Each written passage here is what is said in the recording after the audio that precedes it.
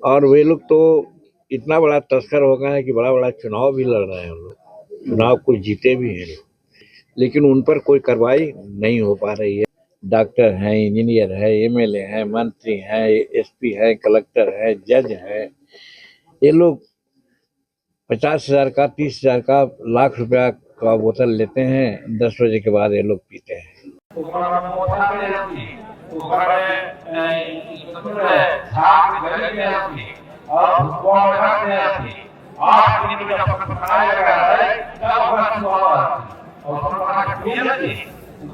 राजनीति के मंच पर भाषण तो बहुत दिए जाते हैं, लेकिन गया में केंद्रीय मंत्री जीतन राम मांझी ने शराबबंदी पर ऐसी बात कह दी है जिसने बिहार की सियासत में नई बहस छेड़ दी है।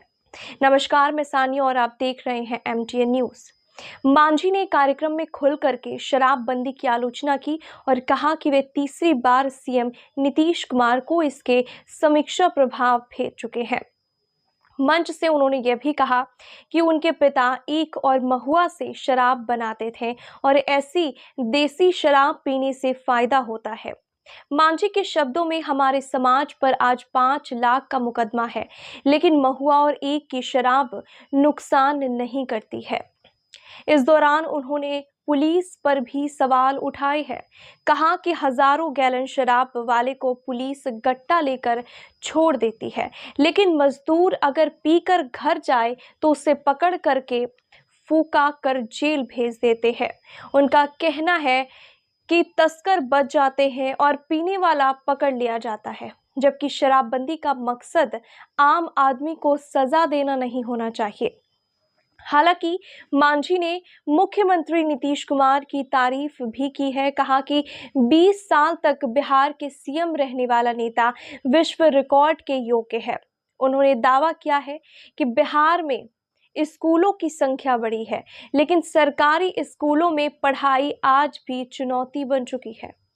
गरीब बच्चे सरकारी स्कूल में पढ़ते हैं, जबकि अमीर परिवार लाखों खर्च कर निजी स्कूल चुन लेते हैं। शराबबंदी पर लगातार समीक्षा की मांग और देशी शराब पर दिए बयान ने मांझी के व्यक्तित्व को राजनीतिक रूप से और भी बड़ा बना दिया है।